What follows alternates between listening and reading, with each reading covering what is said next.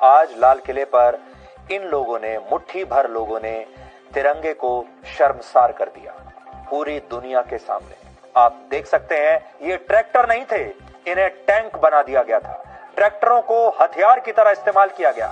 इसके बाद जब आपके बच्चे, छोटे बच्चे भी कभी ट्रैक्टर को देखेंगे दूर से भी सड़क पर, तो उनके मन में एक डर का भाव आएगा कि ये ट्रैक्टर कहीं उनके ऊपर ना चढ़ जाए।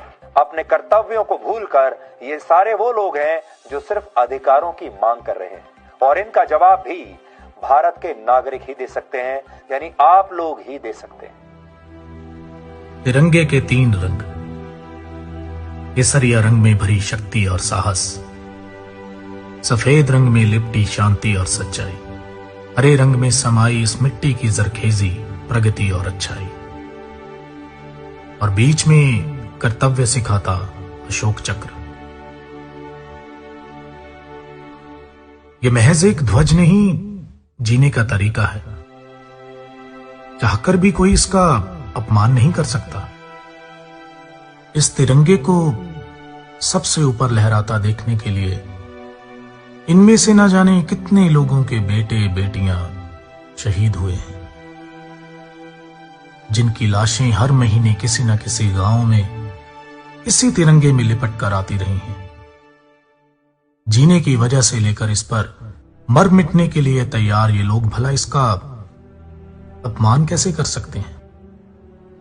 इन लोगों की आंखों में यह चमक इसी तिरंगे ने तो भरी है। इसी के असूलों की हिफाजत करते ये लोग आज यहां तक पहुंचे हैं। असल में ये लड़ाई शुरू ही इन असूलों की वजह से हुई। दुनिया का सबसे बड़ा लोकतंत्र भारत, जिसके गणतंत्र दिवस पर ये किसान अपने हकों की लड़ाई में शांतमयी परेड निकाल रहे हैं। 65 दिनों से दिल्ली की सड़कों पर लाखों की गिनती में बैठे ये किसान। इतने दिनों से ना तो कोई खराबी हुई और ना ही कोई तोड़फोड़, बल्कि आसपास के लोगों और बेजुबान जानवरों का पेट भी इन्हीं लोगों ने भरा। इस बात को नामंजूर नहीं किया जा सकता कि कुछ गरम ख्याली लोगों ने इस लहर की प्रतिष्ठा और आबरू को नजरअंदाज करके इस आंदोलन के विपरीत लोगों को समर्थन जरूर दिया है। मगर सवाल तो यह है कि ये सब आज ही के दिन क्यों? क्या सरकार इस बात को जानती नहीं थी या जानबूझकर इस बात का इंतजार कर रही थी कि कुछ ऐसा हो और इस लड़ाई में बाधा डाली जा सके? और जरा सोचिए, इस सब का फायदा किसको होगा? क्या किसान खुद चाहेंगे कि लोग इस लहर से टूट जाएं?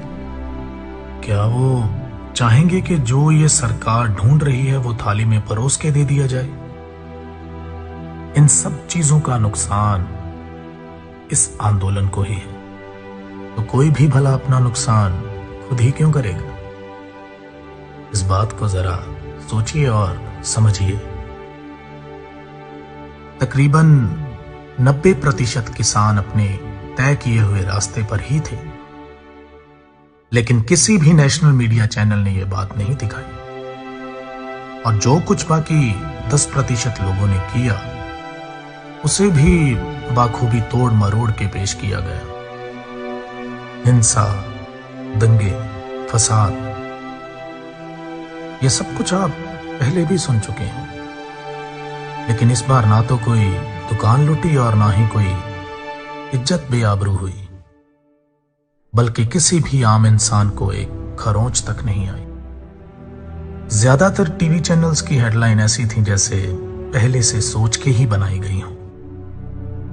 किसी ने नहीं दिखाया कि कितने शांतिपूर्ण तरीके से दिल्ली की सड़कों पे लाखों की गिनती में ये किसान बिना किसी को नुकसान पहुंचाए तिरंगे के साथ किसानी झंडे पकड़कर अपनी हकों की आवाज और बुलंद कर रहे थे। सिर्फ एक तरफा कहानी देखकर अगर कोई अंदाजा ना लगाया जाए तो बेहतर है, लेकिन इस सब के बावजूद बदला तो कुछ नहीं। ना ही इस आंदोलन का लक्ष्य, ना इन कृषि कानूनों को रद्द करने की मांग, ना ही इन सब के अंदर की आग। पर इस बात को जरा धर्म और राजनीति से ऊपर उठकर सोचिएगा, कहीं आप तो नहीं बदल गए?